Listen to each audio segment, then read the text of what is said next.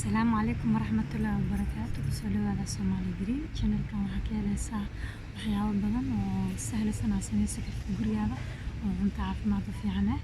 Maanta waxaan rabaa inaan ii sheego dhir aniga hadda 2 sano sanadkan waxaa waaye sanadkii saddexaad inaan isticmaalayo geedkaasna aad uu ii caawin noloshayda.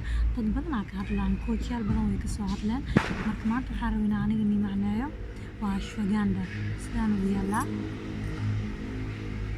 online ayaa ka helaysaa. marka ashwagandha waxay u fiican tahay dadka haddii hurdada problem haddaa ka qabtid oo habeenkii hurdi karin, dad qof walwala haddaa tahay, stresska badan iyo hormoonka hadday kaa qaldan yihiin ay ku caawinaysaa. marka ashwagandha waxyaabo badan ay iga caawintay.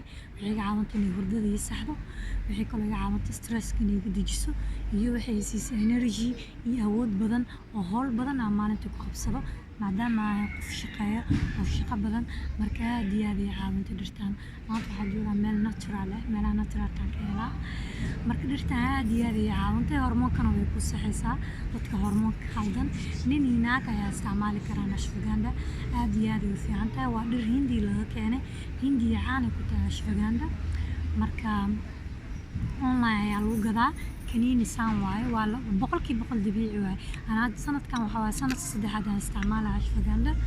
marka waa kana kaniini saan u taalaa. kan online ayaan kasoo gatay, online ayaa lagu gadaa. dadka Yurub jooga iyo Amerika jooga waa helaysiin, dadka Afrika joogana waa caawini kartiin. waa kaasa saan u taalaa kaniiniga, saas uu yaalaa kaniini capsule saas uu yaalaa.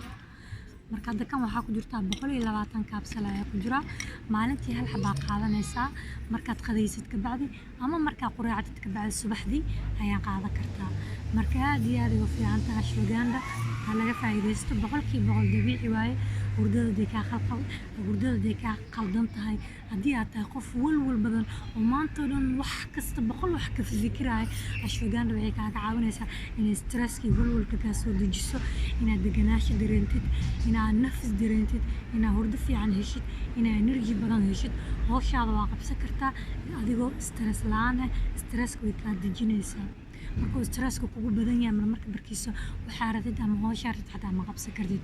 marka ashwagandha aad ay ugu fiican tahay, stresska dejinaysaa, hurdada way ku saxaysaa. haddii hurdadaada qaldan tahay oo habeenkii hurdi karin oo gelgelanaysid ama mar aa hurdaysid 8 saac, mar aa hurdaysid 10 saac, mar aa hurdaysid wax badan, mar aa hurdo la'aan aad tahay, hurdadaada dhan way ku saxaysaa.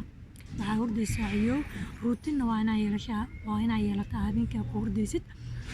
haddaad inaa iyo soo kacdo subaxdii waa inaa habeenkii 10 saac habeennimo jiifataa ama 10 saac bar habeennimo sidaas subaxdii iyo soo kacdid.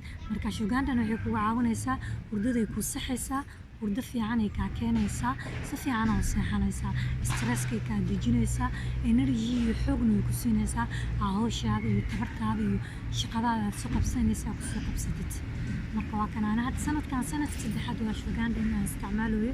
marka waxyaabo badan ay iga caawintay. hormoonka way ii saxday, hurdo fiican aan ku helaa, energy badan ay siisaa maadaama aan qof aad u shaqo badan oo aad u hawl badan, energy badan ayaan ka qaaday. marka ashwagandha online ayaa ka helaysiin. taas waa saasaa loo gadaa. aan hadda 120 capsule aan gatay. waxaa jira iyadoo 60 capsule ah ama iyadoo 30 capsule. 30 capsule waa hal bil, 60 capsule waxaa u qaadan kartaa 2 bilood.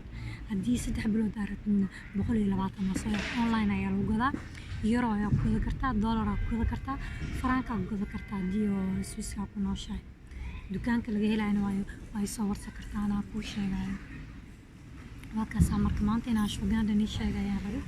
waa mahadsantihiin. assalaamu calaykum waraxmatullaahi wabarakaatu.